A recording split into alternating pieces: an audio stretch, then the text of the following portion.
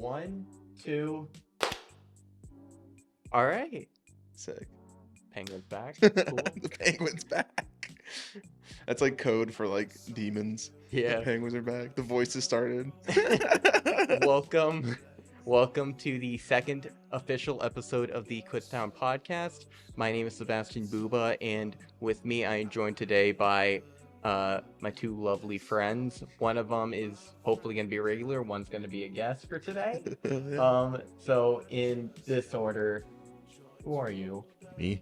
I'm Dereck Martinez. I'm a student here at Kutztown. Sorry. Hell yeah.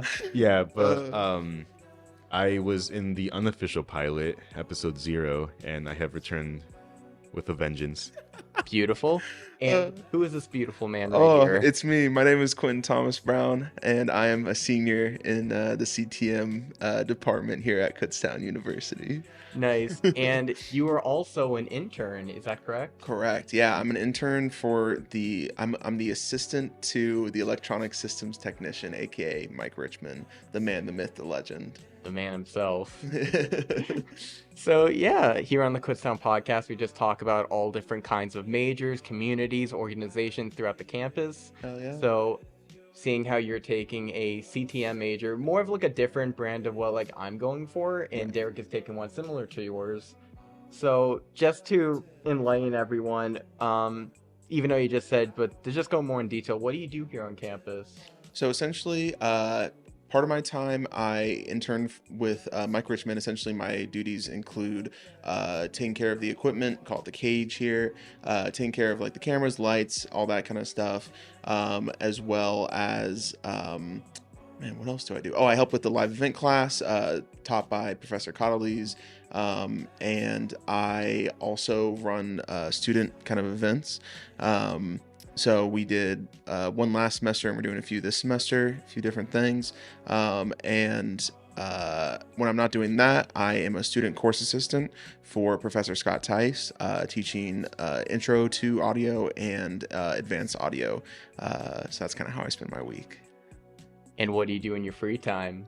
In my free time, I am a musician and DJ. I produce music, and I also have a project with Griffin Moonstone called Most Some, and we're a DJ producer duo, make kind of funky disco kind of stuff. So yeah, that's what I do. So yeah, Quentin Thomas Brown, he has a YouTube channel just under Quentin, right? Yeah, it's Quentin, or I think it's now at kind of Quentin on YouTube. I think I grabbed that handle, which I was like, because I saw that you could like YouTube sent out a thing that was like you can get handles now. I'm like, I'm grabbing kind of Quentin, so that's like my thing on everything. So it's that, and then youtube.com/mosum.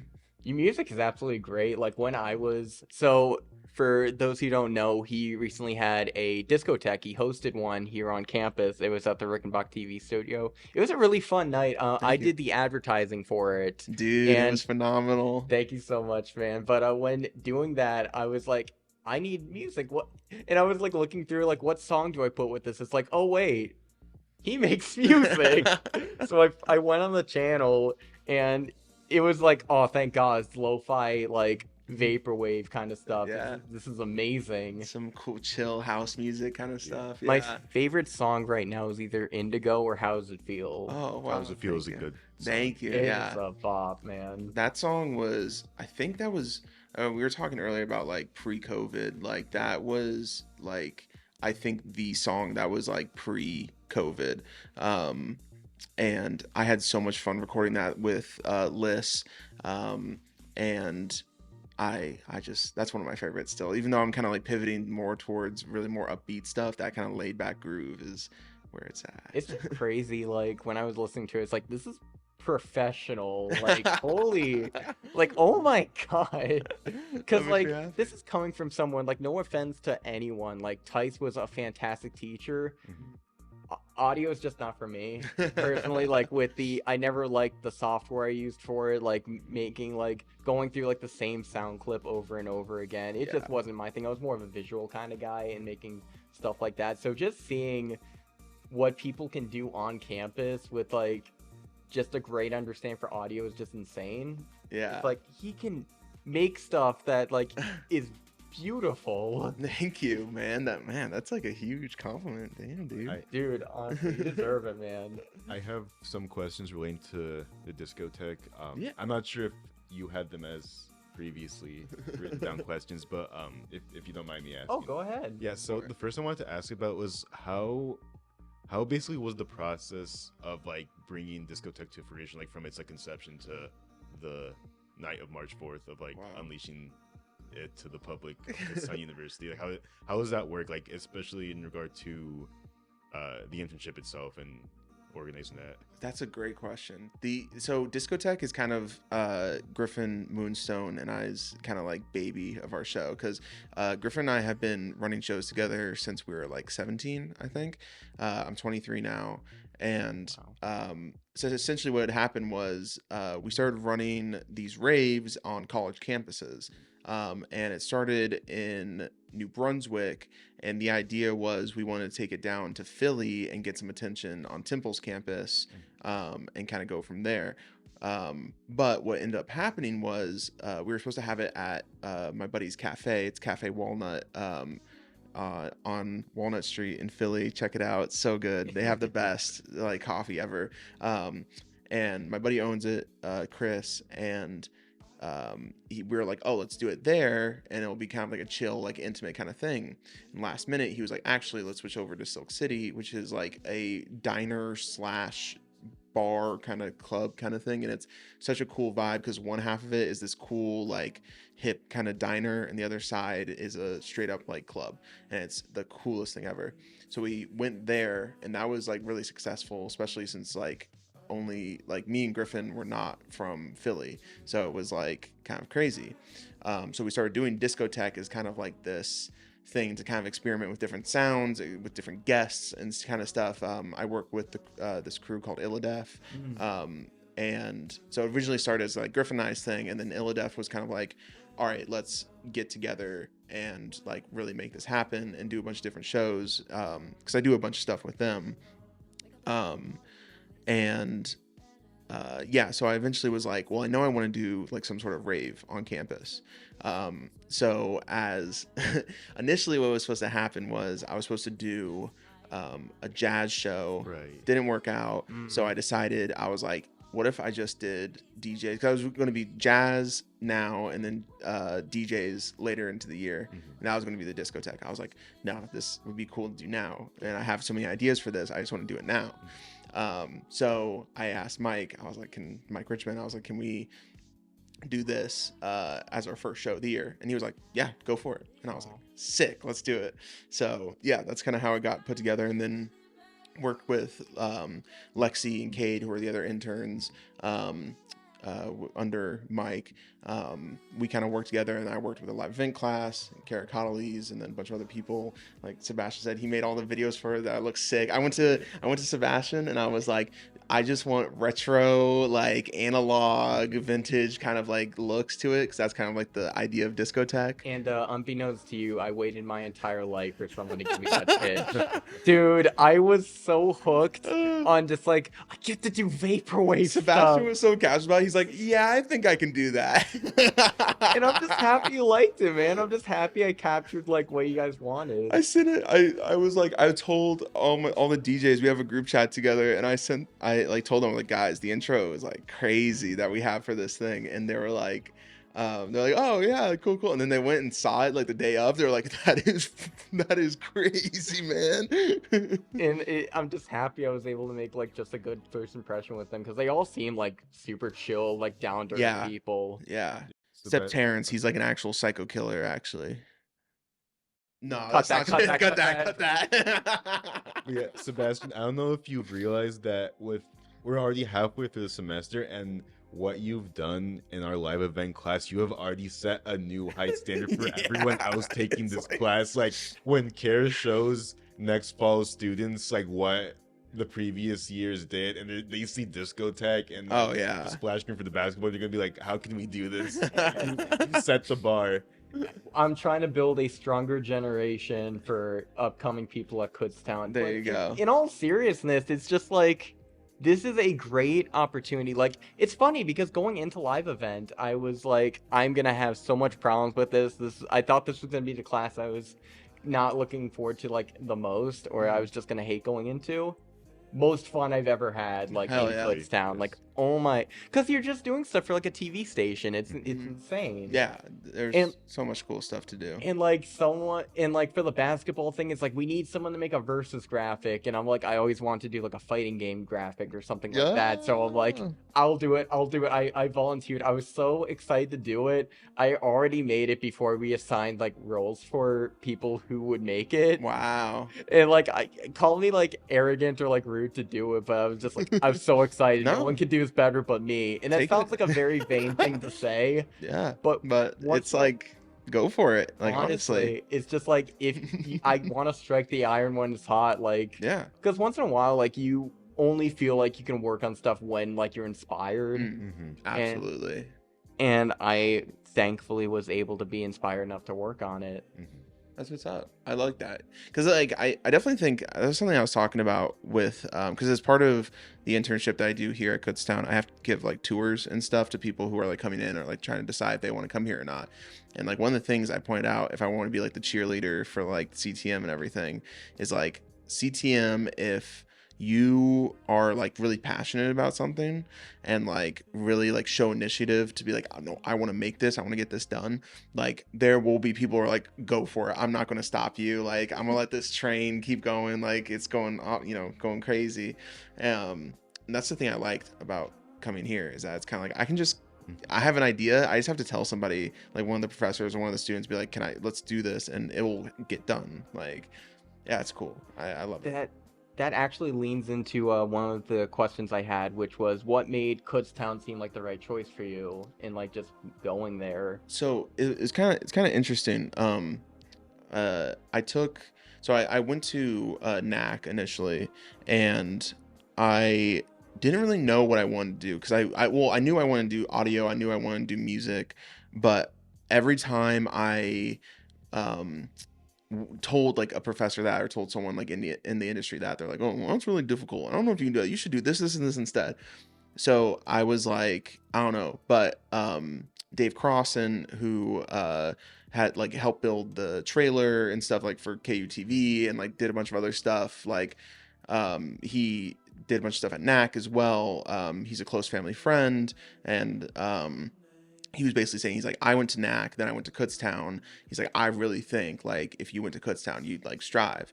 And I was kind of like, okay, I've never really heard of this. But then as I kept like kind of working and doing a bunch of stuff at school, and kind of like working with like music and different kind of stuff, every time I brought up Kutztown, there was people who were like in the industry that were like, oh, Kutztown, you're thinking about going to Kutztown? I'm like, oh, that's crazy, like you should do that. And I'm kind of like, whoa, like it holds some like weight when you bring it up in certain places. Yeah. And then I got to just kind of like tour and kind of hear about all the different stuff that they're doing. I was like, all right, this seems like the place for me. And then like first semester, I like first day or two, I was like already making friends, already having a good time. Like it was just like such a cool experience just being able to come here. And I felt like going from a community college to here, like I like leveled up to like level 100 immediately. Like I went from like level 6 to level 100. Like all the resources were there, and it was so cool. I don't think I even knew coming in how much it was going to be good for me, honestly. But I just love it here so much.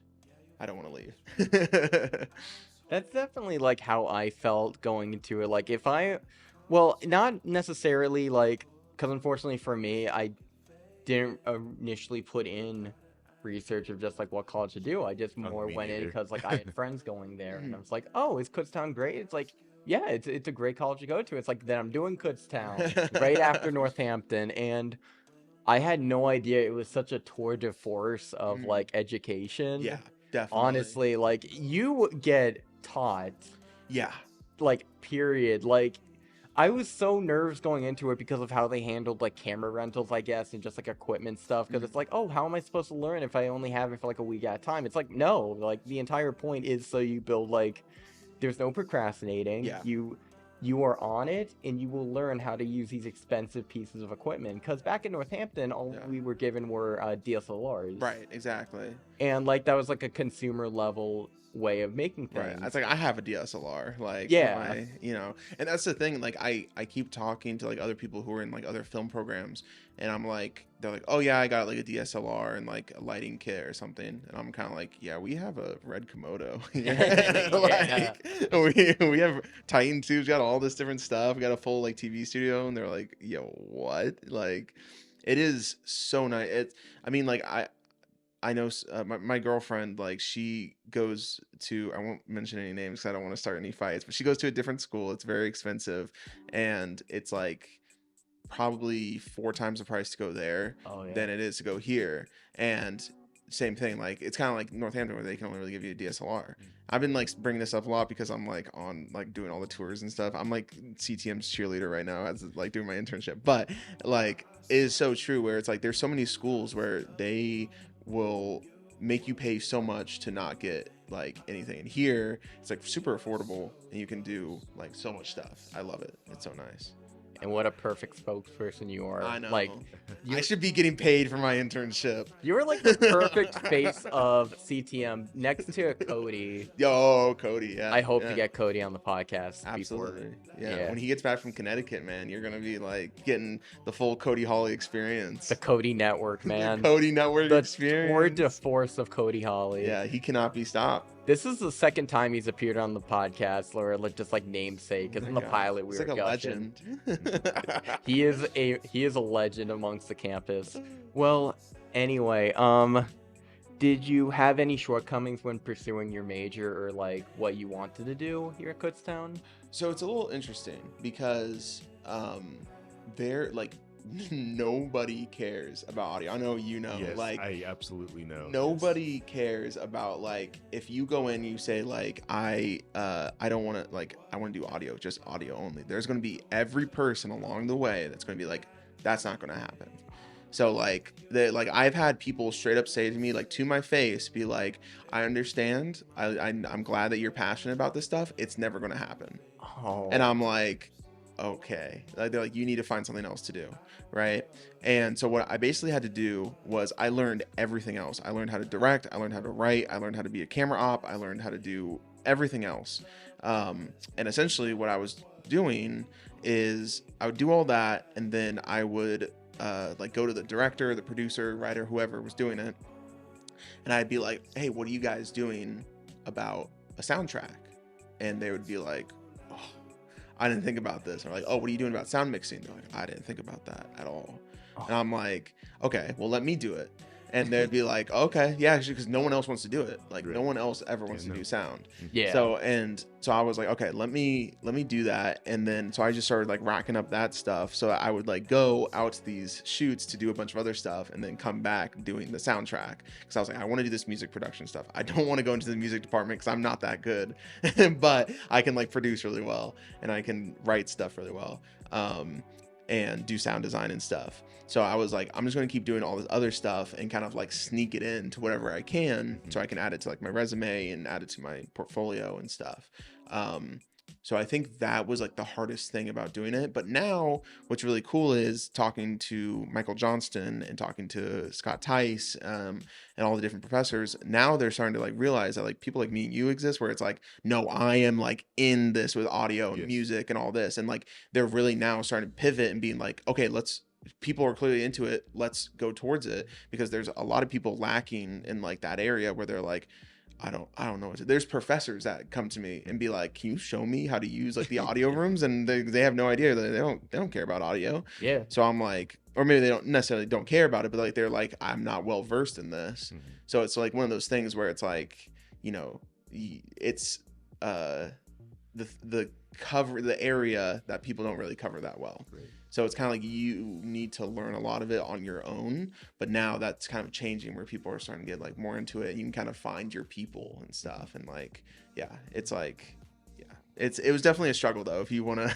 to dive into audio stuff, it's hard. I think it's interesting how you said how you weren't looking to go towards the music department just because you don't have much of experience with it. Right. And that was actually going to be my next question I asked on top of the discotheque is, what was your experience when it came to music? Right. If you have like any previous, like, have you played an instrument or anything along those lines?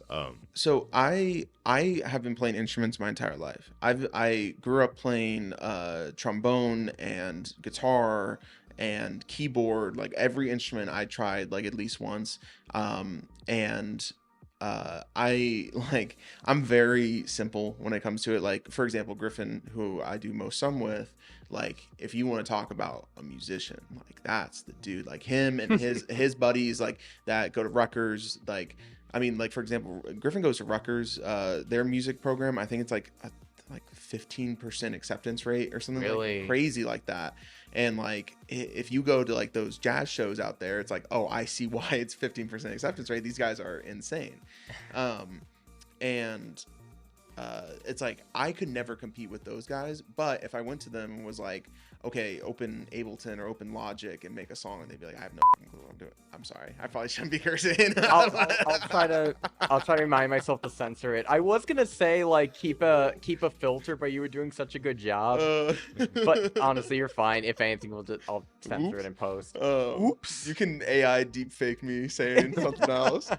Flowers and happiness. So yeah, no, like I'm always been like the person who's like, I'm very interested in like writing and producing, that kind of stuff. But like, if you sat me down in front of the piano, I wouldn't do anything impressive. I'll be real. Like I can jam like on my bass and everything. Like, I have fun with that. Guitar, I'm terrible at, like, but like, I love sitting and just exploring a bunch of different sounds and actually being able to take my time with it and not have to like worry about like, oh, am I performing this correctly or not? I can just kind of like really think about it. So I think if I went to like the music department here and like try to audition to like be in the department or whatever, they'd kick me out immediately. They'd be like, you're awful. But if I sat down and I like showed them a song, they'd probably be like, oh, this is, I hope so. Hopefully they'd be like, oh, this is good. But like, I'm just not the person to be like, performing necessarily with an instrument. Like, sometimes on stage I can play bass and keys and stuff, but only if it's my own I don't know how to play any songs. Like, you ask me to play like whatever song, like, I can't. But there's like people I work with that can just like, they hear a song and just play it right off like top of their head. I'm like, that is incredible. Not me though. You see like those piano prodigies and just people like that, and it's like, how did they even start? It's like they were training since like they were in the womb. Oh yeah. Oh my, like, I never want to compare myself to like someone, like, cause I have no musical talent at all. You should have seen me when Tice had the project to like make a beat off of sounds. I gave up. I love that project. I felt so bad. I was like, this is all I could do. I am so sorry. And Tice, he was like, probably it's fine, but still. So honestly, it's just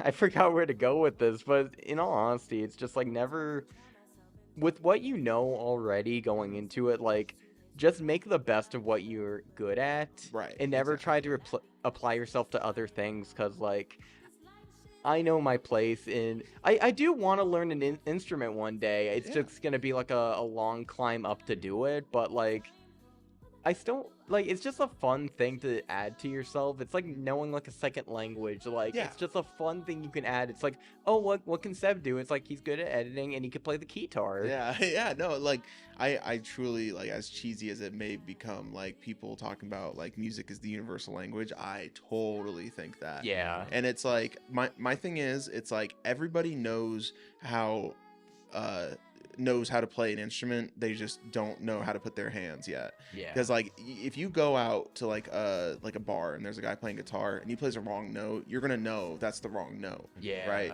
Unless it's like jazz, where then you don't know what you're doing. But just like, wing it. Yeah, you're just winging it. But like, there is definitely like, if you look at someone like I forget how I'm probably pronouncing his name like terribly.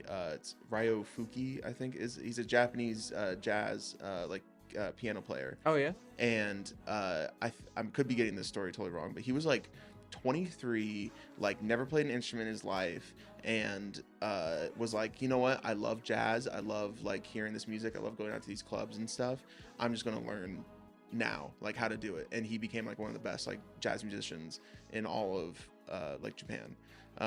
But if someone would have came to him like, no, that's not possible, man, don't do that, like it wouldn't have happened. But the dude listened to jazz, knew like all this stuff, and like really was like, wow, this is so cool, I want to do this, and then went for it. So it's like, don't stop yourself. Those are some of my favorite stories where it's just like, I just want to do this now. Yeah.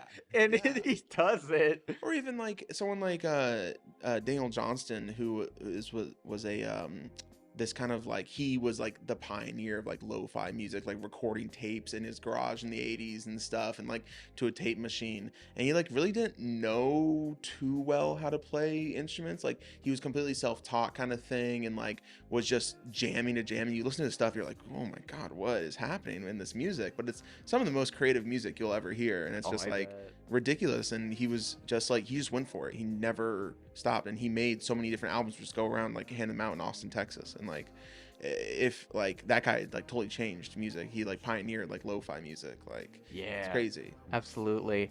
What has been your favorite project so far since you've been at Kutztown?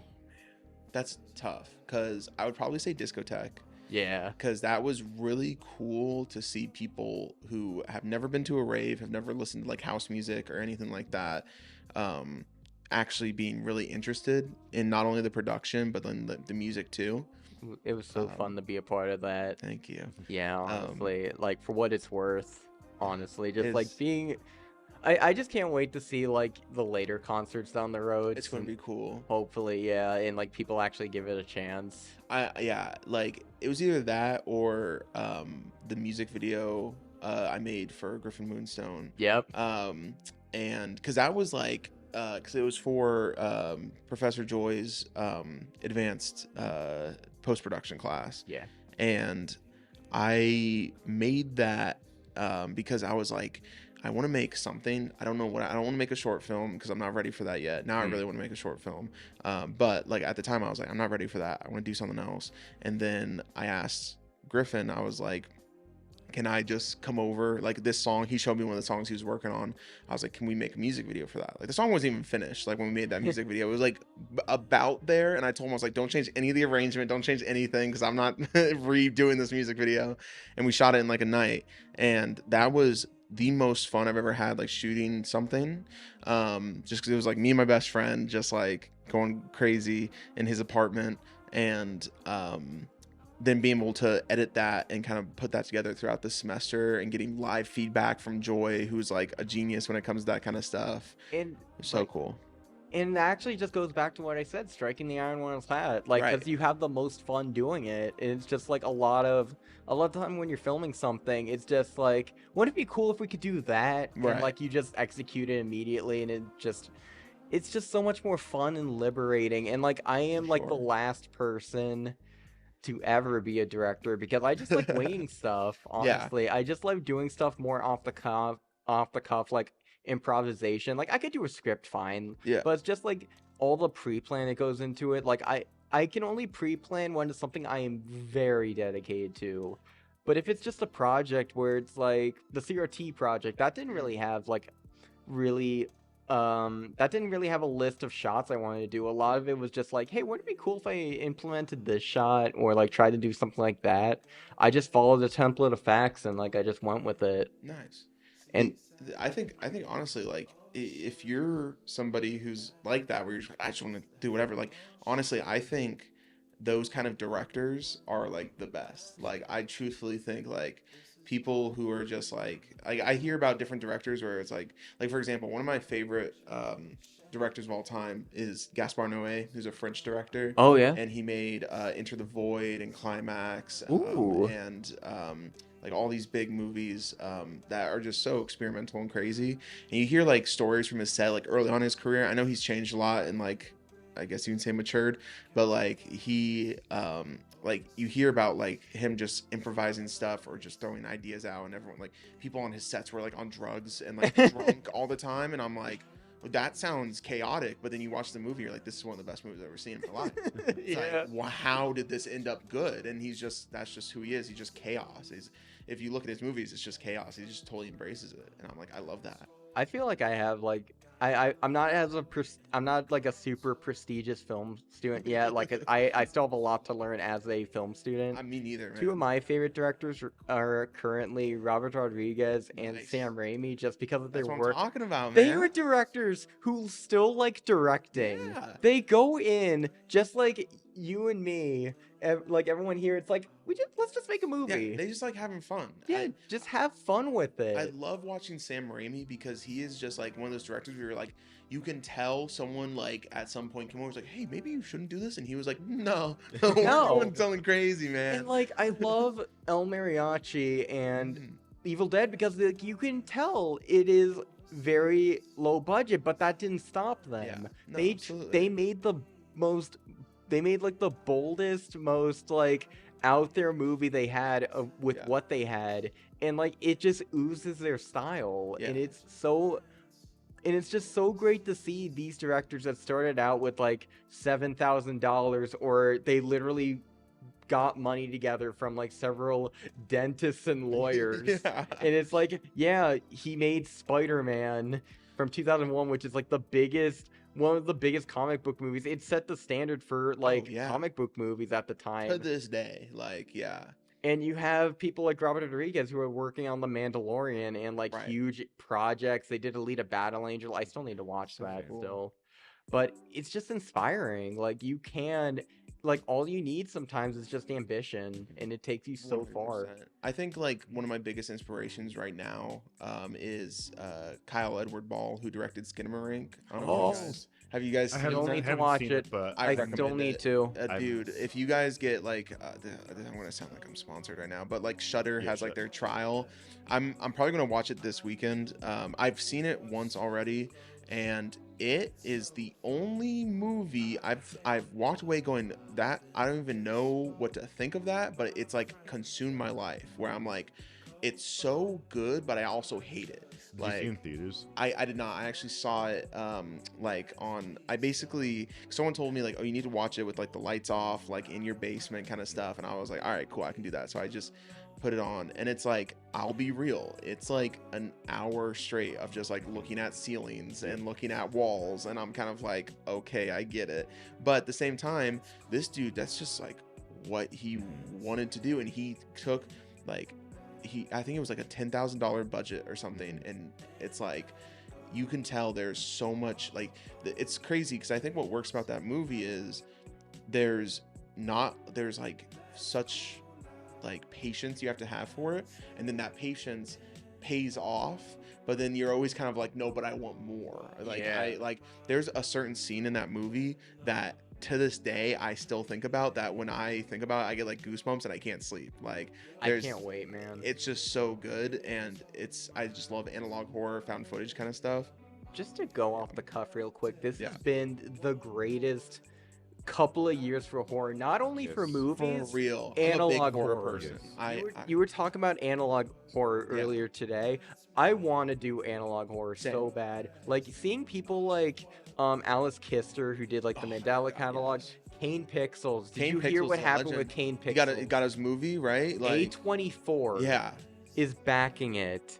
And it's being done. Is it A24? I believe so. Yeah. Yeah. It's either A24 or Neon. I forget which one it was. I know it's being helped with by James Wan. Oh and it's my like, god. Kane Pixel is 18. Yeah. I don't even think. No, I think he's 17. He said he's going to be directing it over his summer break before his senior year. That is such a sentence. I'm like, It's insane. No one else can say that. Like that is crazy. I'm directing an A24 movie over my summer break. Yeah, I'll see y'all later.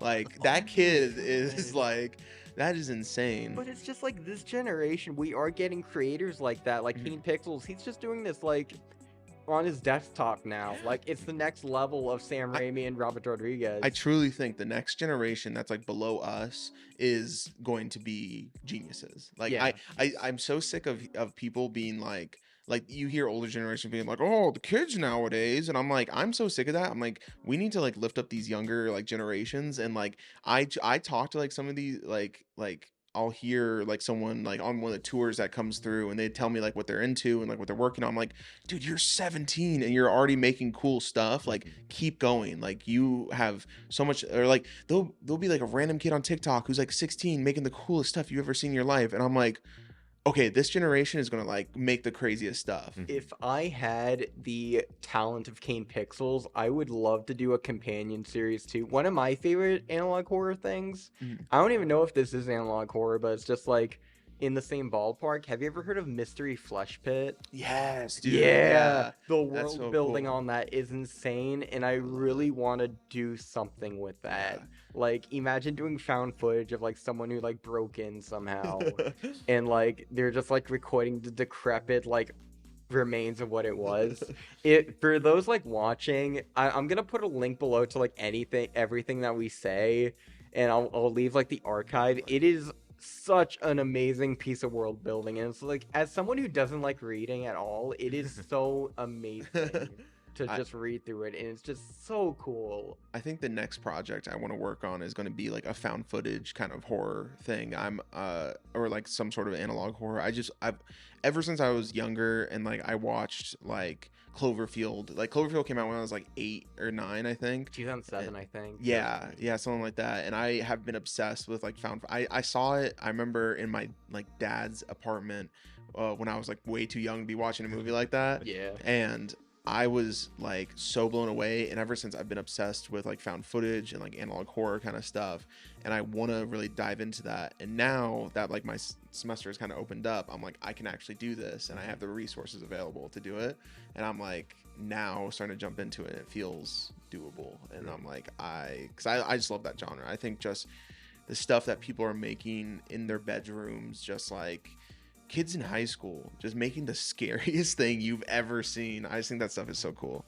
It's so inspiring to see, honestly. Yeah. I don't have much to contribute to the horror conversation, just because like I've only recently started to get into horror, like just like I gotta a few give you years some ago. recommendations. Yeah, Man. But one thing I do love, and Seb just mentioned, is how it's been very great for horror as of recent. What I love about that, especially when it comes to theatrical film, is that this genre is helping to keep theaters alive right now. Yes. But Yeah. last year alone had so many great success stories in the industry. And it's just so great to see all these movies do so well, because this is one of those like things that are keeping people engaged, they're keeping people interested to keep coming back to watch new 100%. and interesting ideas. And I just love how it's not just a stream of like remakes or reboots from the horror. It's like original concepts. Wave. Yeah, and that makes me really happy to see. I'm so glad. You're totally right too, because like I saw Hereditary in the theater. I still need to watch that. And dude, it's Hereditary, first of all, is one of my favorite movies of all time. But I saw that in the theater like a few weeks after it came out, because my best friend Brad told me to watch it, and I was like, I'm gonna go watch it. The experience of watching a horror in a theater is easily the best experience. Like, just going out, like I love going to clubs, I love going out to a bar, I love going out to dinner like with friends, all that. That's great. I feel like a lot of that will never compare to seeing an actually scary movie in the theater with a bunch of other people who are also scared shitless. Like, again, sorry for my cursing. I'll curse it again. I'll censor it, don't worry. But like I just love like that kind of like feeling of being, I think it totally elevates like being in a theater, and I love being in a theater. And it's like being scared out of your mind while you're in a theater surrounded by other people and like friends and stuff. That is like the best. Like, I love it. Yeah, my recent like I think to contribute to that, like, this is my final thing, and then we'll not wrap up, but just move on to like the next couple of questions. We got a little sidetracked, but I'm fine with this conversation. I love this. I feel like we have to thank like it for that. Oh yeah, for it sure. really showed.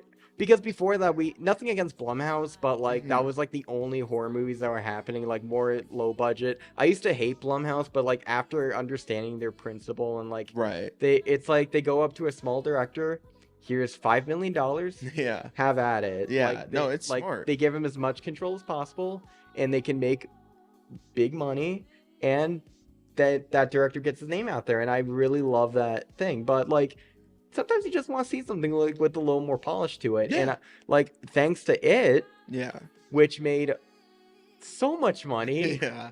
I And saw it that was in the like- theaters too. That was Yeah. crazy. Who hasn't seen that in the theaters? Oh my My God. mom watched that with us in the theaters, and she had a great time. She had to go in because my little brother couldn't go in. Aw. Yeah, it was great. Shout out to the little brother. Yeah. But I hit the mic. But yeah, but like that showed studios that like you can make a very like high budget horror movie and it will sell Yeah. so well And be really good. and be rated R. Yeah. Dude, I know. I'm like obsessed with horror. I've always been, like, ever since I was really young. I love horror movies, and like seeing this kind of resurgence, especially of small budget kind of horror movies, honestly reminds me of like what we were talking about earlier with like Sam Raimi, where it's like Sam Raimi just went out to the forest with a couple friends and like a random broke down cabin and like made a movie because they wanted to. Yeah. And it became like one of the best movies of all time. And it's like that's what I see slowly coming back. And you can even, like, people have been talking about this a lot online, but like you can see the new wave of film coming out and like the horror and the different kind of experimental stuff that's coming out. And it's like we are really in this great wave of cinema, and it's cool to see that and be able to go to a theater.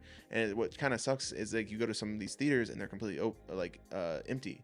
And I'm like, I love being the only one in a theater, And but come on. it's either that or have it not even be in the theater at all because like Avatar 2 is taking up like 5 theaters. Yeah, Nothing man. wrong with that movie, Yeah. but it's just, you know what I No, mean. there's something wrong with that movie. I haven't seen the movie. Derek told me it was good. I did really enjoy Visually, it too. very cool. If it was cut in half, I would have been happy. I would. It's a tech demo with the story. Visually though, dude. I mean. Oh, I yeah. bet, dude. Look at the Yeah. trailers. But here's the thing. So is Skinamarink. Visually, Skinamarink is like the crazy thing, and that was like a fraction of a fraction of a fraction of the price to make. Like, just so cool. But honestly, just thank goodness for it. Yeah, thank goodness for it. Shout out to it. I also wanted to mention Jordan Peele Yes. going from absolutely. Get Out to I still haven't seen Us yet. I still need to watch Us. Banger. But I watched Nope, and it's Yes. just the scale that he went through and like Bro, that man is the new Spielberg, in my opinion. Yes. Like, brilliant, dude. it felt like Spielberg meets like some sort of like the best way to describe that movie. You've seen? No, Yes, right? I've seen. Okay, I've seen, yeah. and no IMAX. spoilers or anything, but like someone described Nope perfectly. Is that it's like watching a Spielberg movie, and at first you think you're watching Close Encounters, and then you realize you're watching Jaws. Ooh. And I'm like, that is the perfect way to describe that movie, because it is one of those movies where you're like, I did not expect this. Like, this is so fresh, so new, and it's just so good. And I'm just like, so glad I saw that in IMAX. Same. Yeah. Yeah. So good. Yeah. So I'm so sorry to like go back on track. No, but, of course. we went from horror after asking like what was your favorite project. But, Oh, yeah. Okay, so the next one after that is we already talked about the Discotheque, so I'm gonna move on to are you excited to pursue more events on campus? 100%. Yeah. I've been running events just on my own watch since I was about 13 or 14. Oh wow. I started in a broke down movie theater in my hometown of Washington, New Jersey. Aw. And it was pretty much like a friend of my sister was like, hey, I want to throw a rave. I know you DJ. Like, you should at come 14? DJ. When I was like 14, yeah, because I started like DJing when I was like really young, but I'd never played a show before. So I was like, yeah, I can DJ, man. And like, I was terrible, but like, I liked dance music and like, I knew what was good, I think. I just imagine it's you, but like you're 4'6" and but you still have a beard. Dude, no, I was 14. I was like 6 foot at like 13. Like, I was tall. I didn't have the beard. I The hate beard did you. not exist, but I was like, yeah, I was super awkward, long hair. I had really long hair. Bro, really? And like, yeah, no, it was like, I mean, that first show, I still remember. I think of it all the time. That was such a blast. But yeah, no, it was, I love running events. I've always loved doing that stuff. And I'm going to keep doing it until someone stops me. What's your next one coming up? It's going to be Coachella. Not sure about the date. I have no idea what the date's going to be. Can't confirm that, but I can confirm it's going to be the perfect lead up to finals. I want to make it like whatever stress you're trying to relieve leading up to finals when you're cramming, studying, all that stuff. I want to be able to like take that out so people can come dance, have a good time, have some good food, all that kind of stuff. I really hope I can make like stuff for that too, and just up my game, dude. Yeah, it's this one, like Discotheque is always going to be very like, I always want to kind of like call back to like 90s 90s to like 70s kind of stuff, where because the whole thing of a discotheque is a French word that basically came from these clubs that didn't have bands but they had DJs. So that was a specific name for it. And I kind of want to harken back to like these big warehouse raves where like people were packed to the brim and there was just the best DJs you ever heard like playing like on the best sound system you ever heard in your life, and like being in some sweaty club in Berlin, like having the best time of your life. And I want to kind of like make it feel like that. And so that's kind of the goal with it. So as long as they keep letting me do it, I'm going to keep trying to supply that vibe. That's absolutely amazing. And what I know you kind of half answered this, but for the last question, what do you hope to do when you graduate? Like, what's your next ventures come? That's like, the most terrifying question I've ever been asked. I had to ask it. So I hope, like, realistically, I hope that I can kind of keep doing stuff for Kutztown, because I definitely see that like the audio kind of aspect of CTM like definitely still needs some help, and so I love to come back and keep doing workshops and keep working in some capacity with the university, but mostly I want to keep DJing and doing more events, playing at more clubs. The stuff I'm DJing in Philly like right now, like every weekend I go down to Philly to DJ. Oh wow. And it's just like my love, my passion. And right now I'm keep making music with Griffin Moonstone for our project Most Some. And so I want to keep doing that stuff. Hopefully work in a recording studio full time. That's kind of like the ultimate goal. Just keep writing and producing music for people. I do a lot of dance music, but like I love recording like hip hop stuff and R&B and like all these different genres. Whatever people let me make, I will make. So I just kind of like want to keep working with music, keep working with audio. But honestly, it's kind of like one of those things where I'm just going to keep doing whatever creatively and whatever kind of opportunities come up. Definitely want to make a short film. Hopefully I'll be able to do that after I graduate. Maybe a feature length in the future. But mostly, yeah, just DJing and stuff is kind of where my focus is right now. I'm actually, hopefully, during this break, I don't know if I told you, but I'm gonna try to do my first horror short. Yeah. When I get back with my older brother. He always wanted to shoot something with me when I was at Kutztown, but like we never put anything together. So I really hope I can get something down this break. Nice. And like I have like a very loose outline of what to do. I have these great ideas I want to execute. So I hope it just works out. Please, like I want to see that. Like, oh, absolutely. That is phenomenal. What do you guys like want to do after you graduate? Like, I am getting an internship fleshed out with my cousin's friends, because they own a company out in Allentown called Discotheque, and they usually do like a lot of commissioning work for companies that like smaller companies in the area, but they recently did a job out in Florida, so nice. Who knows? One main thing that wanted me to do this thing is, one, I showed him my stuff. The owners, super cool people, like my goodness, they are just down to earth people in like their mid to late 20s, and they're just like happy to help. My cousin showed the head of post-production, his name's Christian, super great guy. He showed him my stuff, he really likes it. Nice. And he said I'd be more than happy to include you on the team. And yeah, another thing is I can get paid for this. Oh, like a paid internship. Really that's what I'm talking about. That's rare. The rarity. And it's like, it's not a salary, but it's just like you do commission work, you get a piece of it. That's what's up. So that's it. Honestly, I am super excited. I really hope it gets approved. I just sent in the internship proposal to Kara. Nice. Like with the approval and everything. So I hope she gets back to me soon on that. That's what's up. And yeah, it's gonna be fun. It's gonna be really fun, honestly. What do you want to do after you graduate? So I don't have anything extravagant like a paid internship like Sebastian over here. I'm sorry. But I'm sorry. Yeah, I don't really have anything like specifically that I'm like working towards at the moment, but all I can say is that I'm always just trying to learn, just trying to get as much experience as I can. And if I may actually ask a final question. Okay. So one of the reasons why I asked earlier about like your experience with music and how that pertains to like your DJ and like everything else you do with audio is because I also have a bit of experience in music. Yes. I've played percussion since I was like actually going back to like elementary school. I played my high school's drumline. I've had a good amount Your of music parents must experience. be so pissed that you picked percussion. Absolutely, yeah, no, Oh just my That's what I'm goodness. talking about. but the thing is that it's kind of stagnated ever since I got to Kutztown. Aw. I did It's tough. have an idea of auditioning for our drumline, but I went to their first tech workshop in like May before I even came here. I was still in high school, and that destroyed me. And I was like, Damn. I'm not sure if I can do this.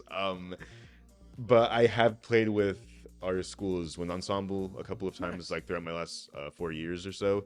And I do still have that interest in music. So my question for you is, as someone has a bit of an interest in DJing, what would you recommend as like an entryway into like doing that, just as a hobby, I think that's like you're exactly like hitting on the head, like hobby wise, like that's the best way to approach it, because that's like, I think with anything you get into, like I think you have to kind of like fall in love with it first. Like, you know how like you get into like drumming and stuff and like percussions, like you like that's something that I feel like you probably pursue because you're like this is just cool, this is fun, like you know. And I feel like that's the way to go with it, because I know a lot of people who get into it, it's like, oh, I want to, you know, be in the clubs, be cool. Dude, I was DJing for like 10 years before I even saw the inside of a club. Like because I started super young. My advice is, first of all, like if for any hobby getting into, especially like music, DJing, producing, anything, YouTube. Like I remember sitting at my computer for like multiple hours per day just looking up like gear and like different DJs, and them explaining like different stuff, like full breakdown videos of how they're mixing. And like there's now people on YouTube who do like full breakdowns of like DJs, how they mix and how they do their stuff on stage, and kind of like getting into that kind of art. My advice then would be, like, if you like really are into it and really like are interested in learning all this kind of stuff after watching a ton of YouTube, is to then research like entry level gear, where it's kind of one of those things where like I would recommend, like there's some people who are like genuinely like, maybe you're the kind of guy where you're like, no, I know I want to do this, like I'm gonna jump in like head first and then go for like a Pioneer piece of gear or something like that, where it's like, you know, you can use this at home, but like maybe bring it to the club or something if you want to DJ and stuff. That's like totally cool. I recommend those starting with like some small like 2-channel kind of controller that you can just hook up to your laptop and some like speakers, and just starting there, just learning how to mix and learning how to like collect like a library of music. I started on Tractor, or that's a lie. I started on Virtual DJ, which is like the cheap like starter program. Then I moved over to Tractor, and now I use Record Box, which is like Pioneer's like the club standard like CDJ turntable kind of things. And I really regret not starting with Record Box, because I really do think that is the industry standard and that's where it's going to be going. So I definitely recommend looking into like their smaller kind of controllers. If that's too much, there is no shame in starting in something on like Serato or Tractor, where like I feel like Serato is like super accessible nowadays, especially because they make so many small controllers, where it's just like I can just start here and like become confident in this, and then when I want to upgrade and transfer stuff over, we can get to that bridge when you cross it. So it's kind of just like going into it and seeing how comfortable you are already. So you already have a music kind of mentality, like a sound mentality. I think you're definitely the kind of guy who could jump right into it. But do like just a ton of YouTube searches, and just being like, dive into it, try to figure out the scene. Go to clubs and be like, even just like I would go down to Philly and just like go to the random clubs and just kind of like get as close as I can to the DJ booth and be like, what are they doing? Like, what gear are they using? What's going on? Like, what kind of stuff can I pick up on? Talk to the DJs. Like, try to go on Discords. Like, meet different people. Like, really try to get into the scene. And yeah, that's just kind of like my TED talk. That is a beautiful way to wrap this up, to be honest. Pursue your dreams. That's all I'm saying. Heck yeah, man. So, where the heck can we find you, man? You can check me out. My link tree is it's linktr.ee/kindaquentin. Instagram, kinda Quentin. Twitter, kinda Quentin. Samplememory.com is my company where we do a bunch of different stuff. And then Most Some is my duo with or Griffin Moonstone. I just doxed his real name. Whoops. I'll cut it out. Cut it out. But you can find us at most underscore some or most dot some. I think it's most dot some because we couldn't get most some, which who has most some? I hate you. But yeah, and you can find all our music on there. You can look up Most Some on Apple Music, Spotify, YouTube, all that stuff. MOSTSOME. Wonderful. And you could just send that to me because I'm not gonna I got you. Spell that all. Dereck, anything you wanna plug in? You don't have to. I have no plugs. That's fair enough. That sounds bad out of context. If you watch this and you want to be on the podcast, if you're on Kutztown, it's fun. You can. Thank you so much. But yeah, you can. I'm lazy. I still don't really remember my plugs. I'm just gonna put them right here. So there's that. And if you are interested in being on the podcast, you can find me at screencapprod@gmail.com, and you could just reach out to me. I'll be more than happy to just like ask you a few questions of what background you're from or just like what major you're taking, and I'll be happy to make a podcast about it. I'd really appreciate it. Now, this has been a fantastic night. For those 3 people who are watching, thank you. And yeah, you have a fantastic night.